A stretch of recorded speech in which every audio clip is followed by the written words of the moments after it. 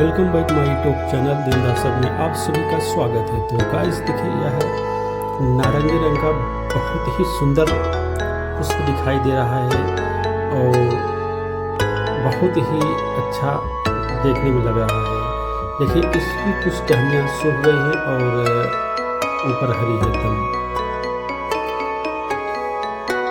तो गाइस, अगर आप सभी को कहीं ऐसा पुष्प दिखाई दिए तो समझिए कि आप भाग्यशाली हैं, क्योंकि इसमें पुष्प के बाद इसमें जो मालाएं बनती है छोटी छोटी मोतियों की तरह है, इसमें से जब दाना निकलता है तो बहुत ही अच्छा लगता है। और यह एक मंदिर के प्रांगण में है, जैसा कि आप लोग पीछे देख रहे हैं कि आम के पेड़ में इस समय फूल लगना चालू हो गया है।